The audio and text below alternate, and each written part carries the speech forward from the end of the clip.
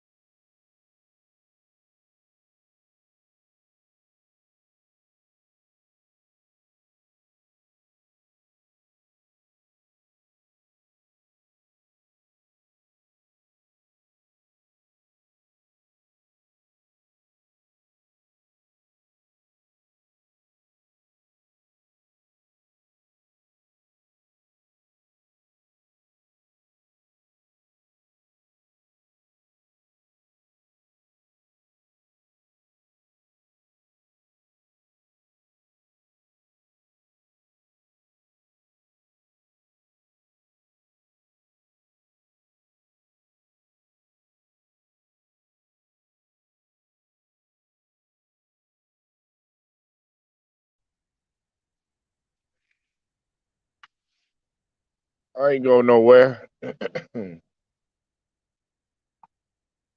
Polo Sports Talk and Entertainment. Here again with another one. Be sure to hit that like button. Sub to the channel if you're not a member, and also hit them notifications to get all of my content and all of my videos. Let me give a shout out to several people last night. It was a dope stream.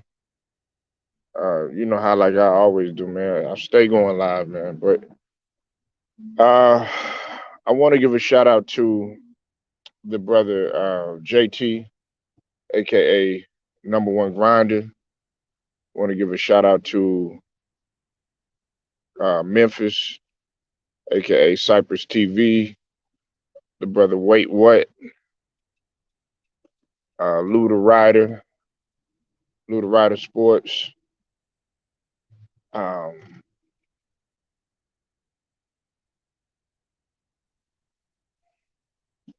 Making sure I'm not forgetting anybody.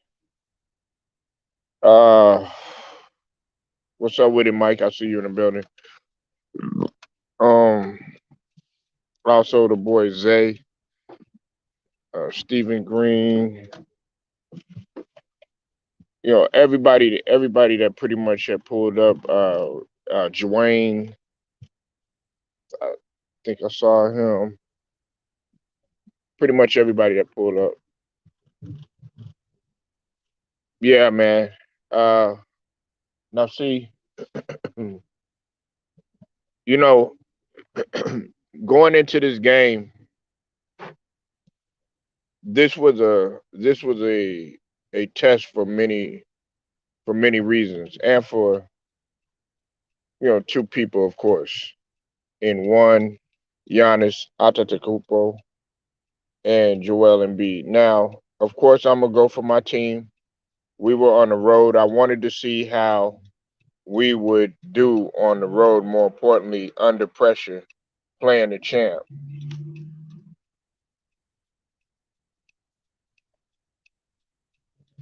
And uh it was an epic game. It went down to the wire. I also wanted to see how Doc was going to be able to do his adjustments, because matter of fact, I was speaking of Doc while we were on the stream, and I was telling telling everybody that he's a great motivator, and while he's a great motivator and he would probably do good in the front office, he probably, he just does not, as far as his X's and O's and rotations and his adjustments down the stretch are very suspect. Now, last night, Doc did a great job coaching. He outcoached Mike Budenholzer, but also it had to do, with the ill-advised plays. One key ill-advised play was by Chris Middleton, which I thought was very key. Now they hit some shots down the stretch, but it just wasn't enough. And yes, I'm gonna get to the obvious in just a second. But last night we defeated the Bucks 123 to 120. I watched the whole game. I actually went back and I watched the whole game again. I'm not the type I just watch it one time and oh, that's it, or read stats, or um, look at highlights on Sports Center or ESPN or what have you. No, that's not what we do. That's not what we do in the LWBC. At least I don't. Now, Joel Embiid had a monster game, and I wasn't really worried about the numbers per se, because you can put up numbers all day and it will not have an effect on your team. But last night it did. He came down good during the stretch, great during the stretch, as a matter of fact. Now that's how you play like an MVP. 42 points, 14 rebounds, and 5 assists. Tyrese Maxey, though. Tyrese Maxey, I'm gonna talk about him in a little bit. While he was under pressure, he made a couple of ill-advised decisions or whatnot. He still had 19, 4 assists and 2 rebounds. Korkmaz came up huge. Korkmaz and Jane both came up huge. I mentioned Korkmaz first because he came up big off the bench. Um, Jane had 18 points, 2 assists, and 6 rebounds. Uh, Tobias Harris had 19 points, 4 assists, and 8 rebounds. And Korkmaz had 13 points and 7 rebounds. Just uh, just a great test for us. Now, if we're gonna get any better, we are gonna have to play a lot more smarter down the stretch. Now, let me get to the Bucks, okay? For the Bucks, Giannis did what he could do. He had 32 points, 11 rebounds, and 9 assists. He played his ass off, even though Joel Embiid had edged him out. And then on top of that, uh, Drew Holiday had 24, Middleton had 19, and Bobby Portis had 17, and War had 18. Now,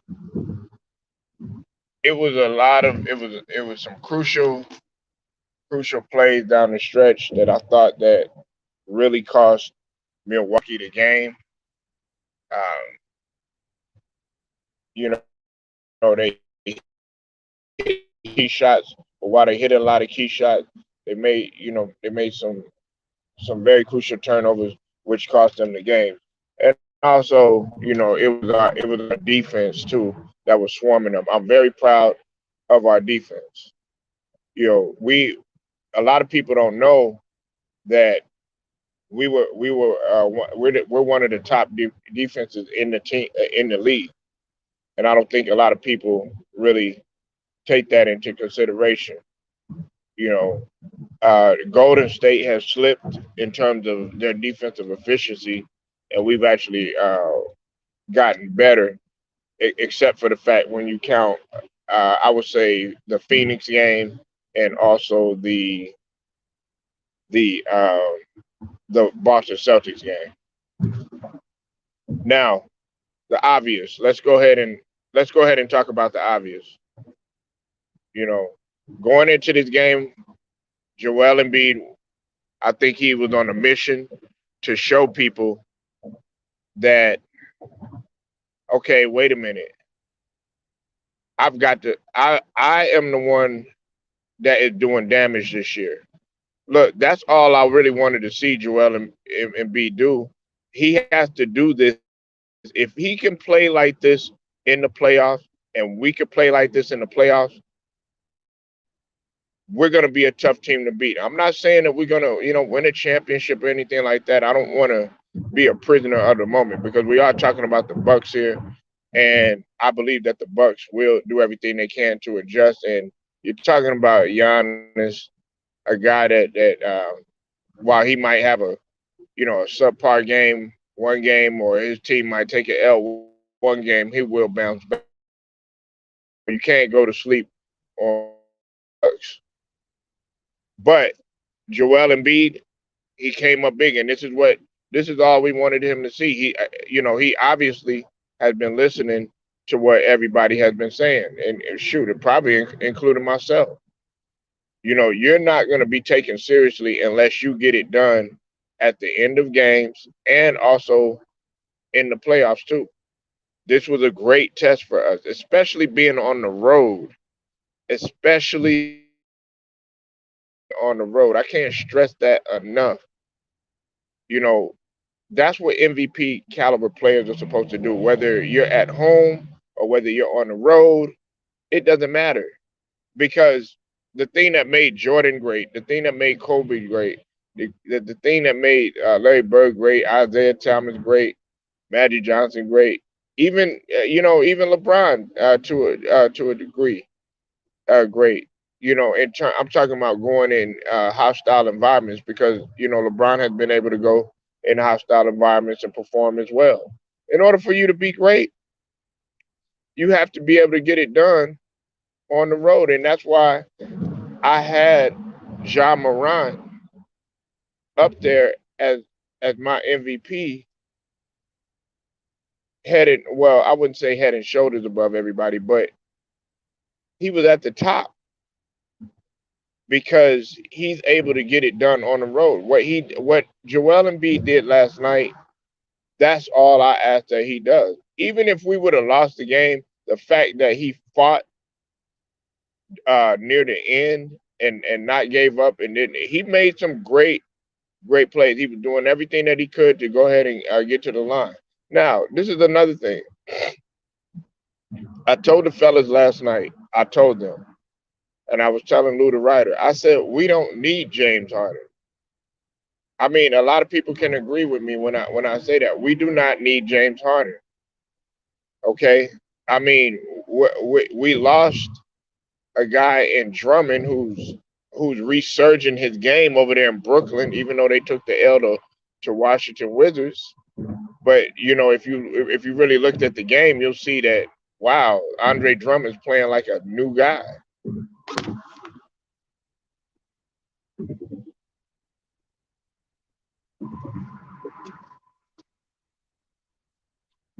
This was a great game for us, and for everybody that's like, oh yeah, well, wait till y'all get James Harden, da da da da da, all this other stuff. Look, I'm not. I'm trying to have some optimism, y'all. I'm really trying my best to be optimistic about the situation. But how can you be when you've seen a guy's track record? How can you be when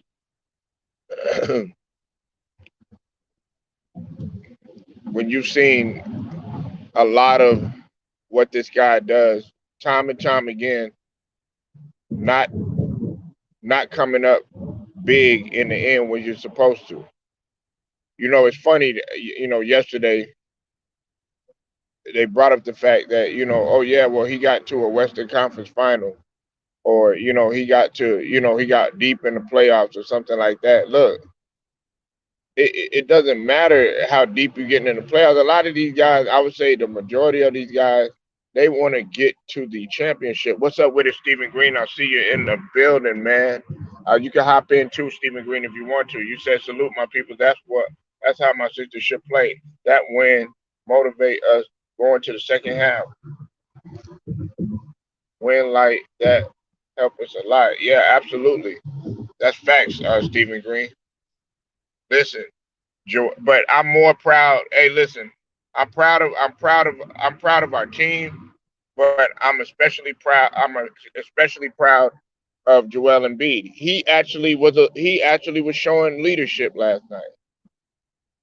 He was actually showing leadership last night, and I'm proud of it. I'm proud of the brother. That's all I wanted to see of Stephen Green. That's all I wanted to see because we can scream MVP all we want to. We could scream, "Oh yeah, leading the league in scoring," all you want to. You could get all these other accolades that really mean nothing. But are you gonna fight for a championship? Are you gonna fight for wins? Because that's what we need to see. This was a good test for us, and see, another thing is too is that we're doing it on the road.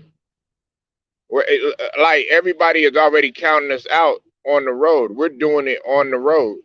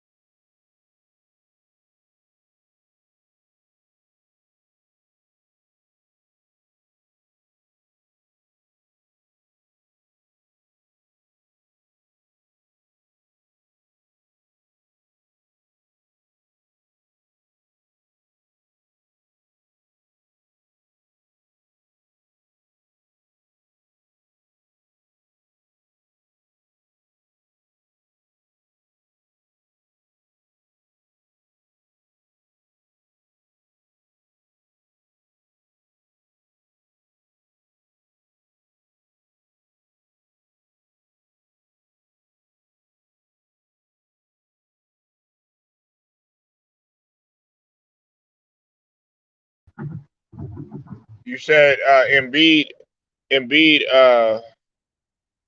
the way he play can win the MVP. Harden is going to mess up our chemistry. Yeah, absolutely. He's gonna mess up our chemistry, and he's gonna disrupt the offense. Joel Embiid has to let Harden know, look, this is my team. He has to let him know. And look, in order for him, he's got to make Doc look even better. Because it's not going to help. Because this is what's going to happen. This is what's going to happen. He's going to get there. Him and Doc probably going to bump heads, and then next thing you know, guess what? Then Doc is gone, and you know the rest. Like some of the brothers in the LDBC have speculated. And then you got Daryl Morey there, and then he gonna try to bring who he do there. But I'm not trying to put that energy out there like it's gonna happen because I don't want it to happen. I don't want that to take place. I don't want that to take place. And last night you would have thought it was a playoff game the way the two teams was going at it.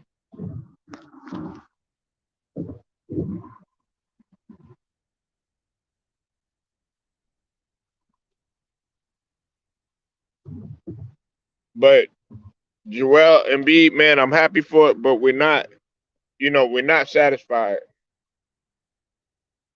Well, I mean that's your opinion, Mike. You know what I'm saying? Nothing has been set in stone yet.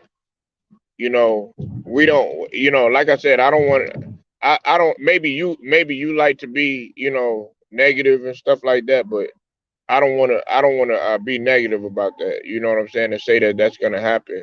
Matter of fact, I hope that James Harden turns a new leaf.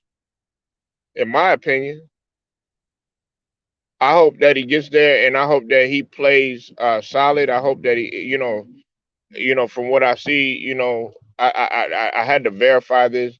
Yeah, he's lost a couple pounds and everything, but you still got to go out there, and the main thing is that you're gonna have to go out there and you're gonna have to execute. I see my Sixers number three in the standings. We can go to the number one seed. What you think? Yeah, absolutely.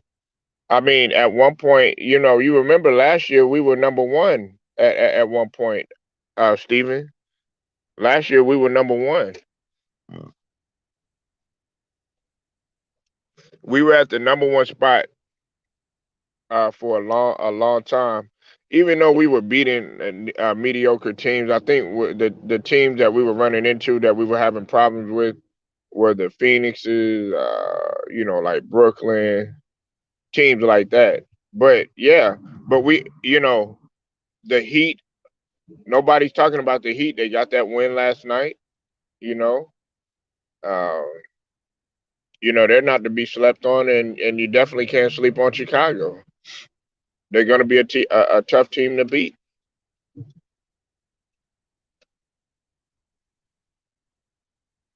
But I don't want to be negative about the situation. I want James Harden to come there, and I want him to listen. James Harden, he's gonna want to score. He's gonna want to touch the ball and everything. But he has to realize you're coming in to our house. You know what I'm saying? We've already been there. We we pretty much established chemistry within the team. And I'm just, hey, look, like Mike was saying, he was saying that it's going to happen in terms of the fallout between mainly him and Doc. I don't see a fallout happening between him and not his great teams, Mike. It's great teams in the Eastern Conference. The Eastern Conference is a toss up right now. The Eastern Conference is the more competitive conference right now. You got to consider the Heat. You got to consider Chicago. You got to consider the Cavs. The Brooklyn Nets or whatever. You know what I'm saying? They getting things together. But as soon as they're healthy and everything, they can't be slept on. We're a threat. Then on top of that, you can't forget about the Bucks. I know they messed up big last night, especially when you talk about Middleton and everything, but they're not to be slept on. You can't even sleep on some of the lesser teams right now, and I don't mean to call Charlotte lesser, but you know what I'm saying. They're still a threat. Washington, is trying to slowly creep up and everything. They got a win last night against Brooklyn. So it's a competitive conference. The West, yeah, it's all good. Dallas, you saw them win last night. Easy work for Luca and everything.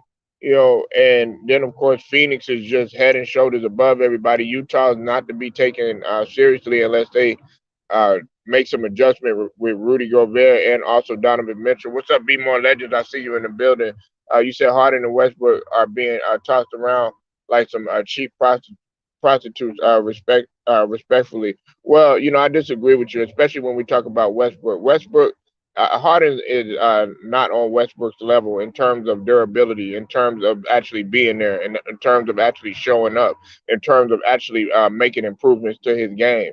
Listen, Westbrook doesn't cry, he doesn't pout. He does get a little mad and has some anger issues at times and everything. But the difference between him and Russell Westbrook is he doesn't cry, pout, and make any excuses. He just tries his best to get better or whatever. The last couple of games, Russell Westbrook has played better. The last couple of games, he has cut down on his turnovers. Over the last several games, whatnot. And matter of fact, nobody's talking about the fact that Russell Westbrook was able to go to the line and actually seal the deal that closed out the game against Utah. So we got to stop throwing Westbrook in that category. I know y'all love to do it, but you have to look at something like that, and it could actually be a spark. It actually could be a blessing in disguise that AD is not there. So you never know. So I think that we should be having that conversation when we talk about AD. not being durable, not being reliable, not being available.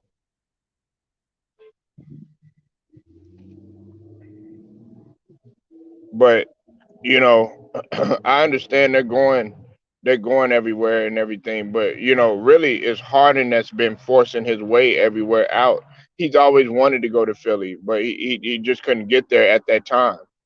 And it's the same for Andre Drummond. He always wanted to go to Brooklyn, but he couldn't get there at that time. So now everybody's there, they're happy, and now what they have to do is when they play each other, now it's gonna make it even more competitive, which I do like.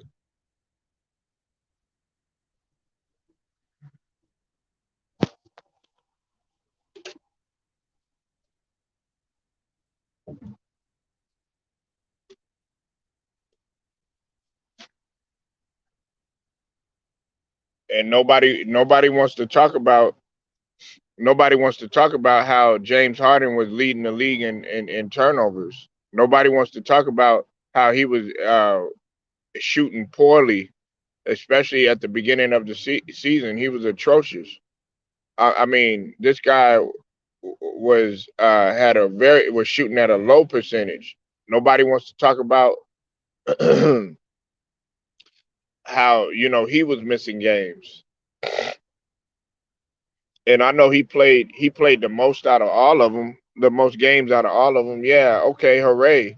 But you are the one that wanted this. You wanted things in your control. If I'm sitting there and I'm crying and I'm complaining, be more legends and Mike and Stephen Green, and I'm like, you know what, man? I want things around me and stuff like that. Okay, people are getting hurt. I'm the only one standing and all this other stuff. Then you want to cry and complain about them not being there. Well, damn, which one is it? You just said you wanted everything in your control. So now you got to show the people, okay, everything's on your shoulders now. You didn't want everything on your shoulders. You wanted to come there. You're an opportunist. You want to hop on the train and make things easy for yourself. That's what you wanted to do. And everybody has said that. It's so easy to read James Harden. If you don't have common sense, then you're not going to be able to understand this shit. And half of these fanboys that are with the Sixers and everything, like 57% say they want Harden there. Man, you fucking smoking. If you really want him there and you're excited about that shit. Look, I want to see what he's going to do. I'm not excited about it. I want to see what he's going to do. Is he going to come there? Is he going to play, good the entire season or the rest of the season?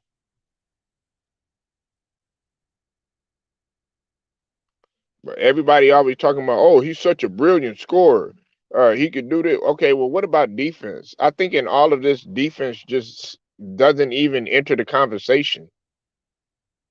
It doesn't even come in anybody's vocabulary. You said, don't forget about Tobias Harris. He a key guy. Well, yeah, I mentioned that Tobias Harris. He had 19 points last night. 19 or 18.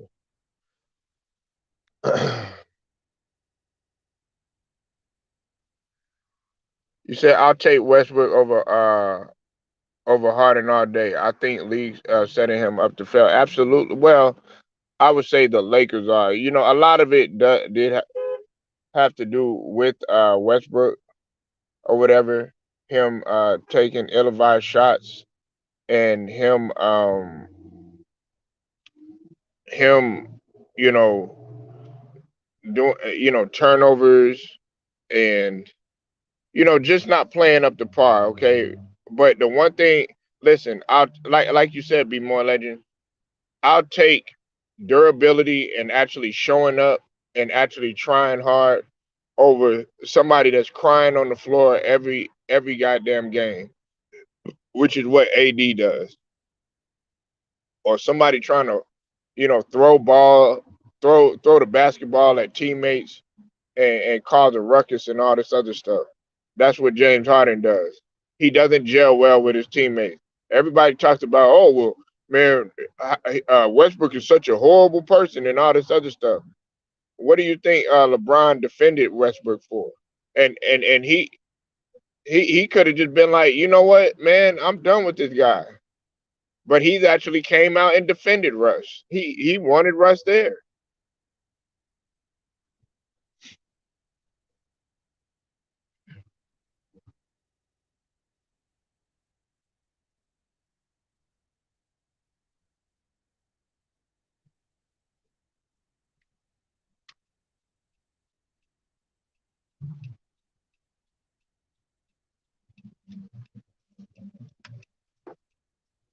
But nobody likes to have these types of conversations because they don't want. They've said so much.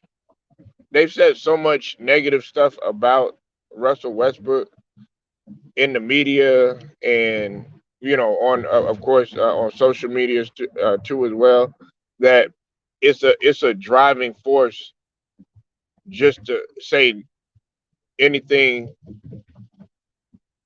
uh, but negative about him. All you see is negative stuff about Westbrook now, and believe it or not, that's going to have an impact on his legacy. People are going to go back. They're going to look at the stuff that they say on Facebook. They're going to look at the stuff that was on Instagram, if they have it, which I doubt they'll have. Um, way in the future or whatever. 20 years from now. You know what I'm saying? But they're going to look at, okay, what was this guy like? You know what I'm saying? Back in the days, I'm pretty sure that guys had their selective personalities, in the Wilt Chamberlain days, in the Magic Johnson day, in the Michael Jordan day. You know what I'm saying? Like Michael Jordan, okay, now you see what really happened in the Last Dance. You really saw what happened, but before, you wouldn't have never known anything unless somebody actually told you, or unless somebody was around it, or unless you read up on it, or unless you actually lived through those times.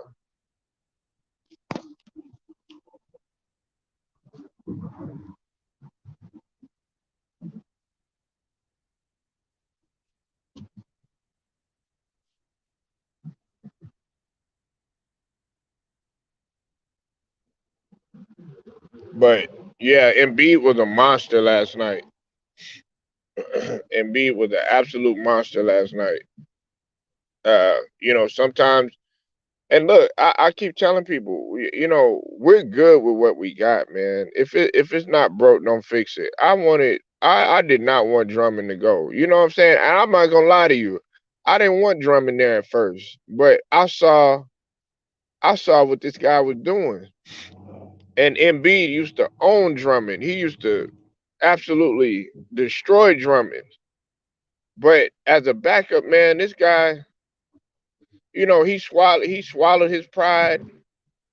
It came in and just was hard working. I mean, the game before last, when they got the win, I think against who did they beat? I forget who Brooklyn beat. Not the game before. I think it was against Utah, if I'm not mistaken. I think it was Utah or whatever. Yeah, but he grabbed like 19 rebounds. Had a had a monster game.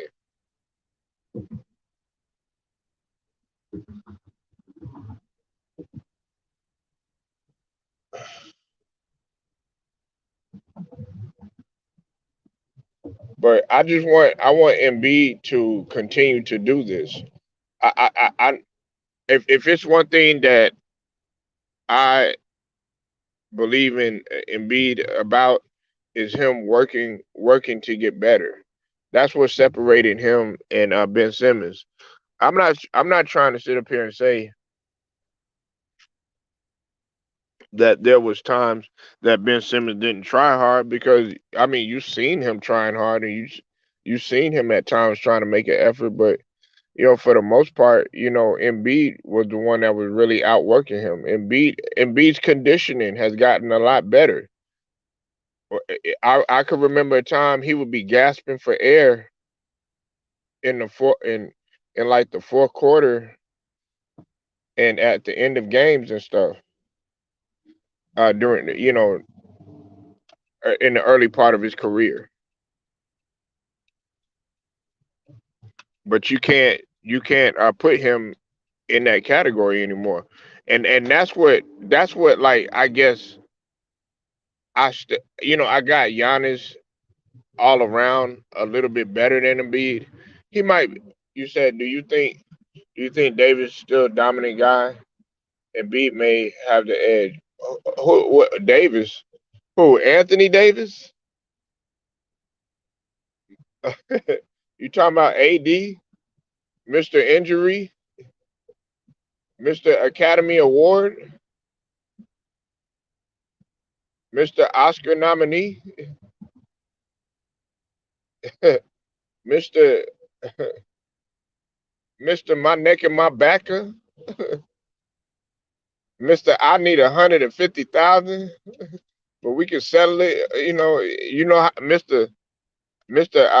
What's up with it? Trey Carter, I see you in the building. Trey Cater, my bad.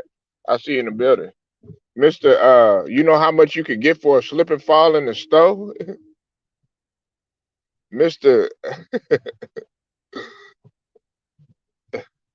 Mister, I could barely stand up. I'll play 2 games, then 2 games out. Play 2 games. He's gonna be out a month. All right. Be more legends. He's gonna be out a month. He was already out some time before that. You understand what I'm saying? No. Listen, there's nothing. He'll never be at the rate that he's going. Look, there's nothing wrong. AD's skill is is phenomenal when he's healthy. Okay, I'm not gonna sit here and deny that. Coming out of college, he was projected. He was projected to be the guy that was supposed to carry the league um, in the next couple of years after LeBron. But you see how it's turning out.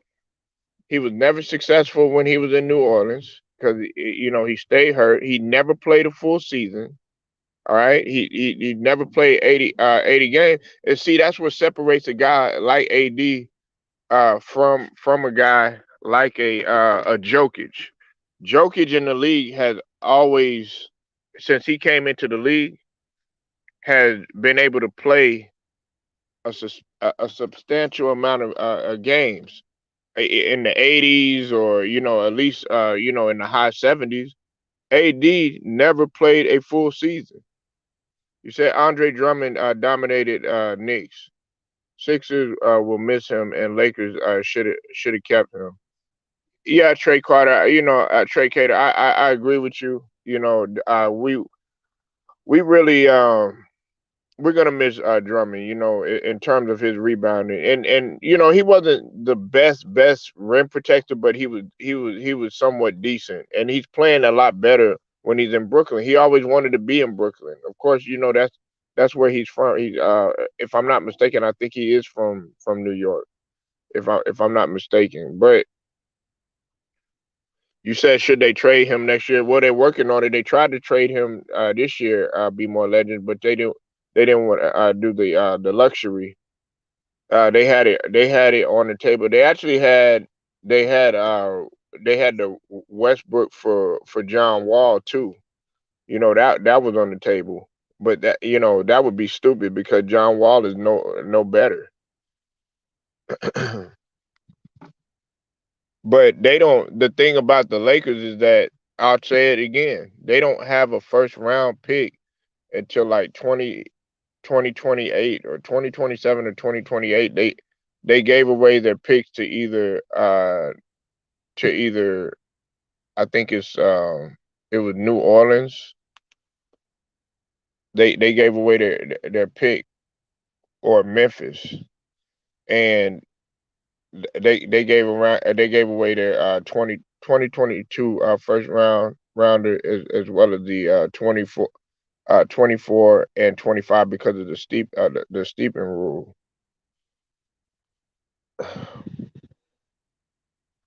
But all right, y'all. If nobody's gonna hop in, man, I'm gonna go ahead and shut this one down.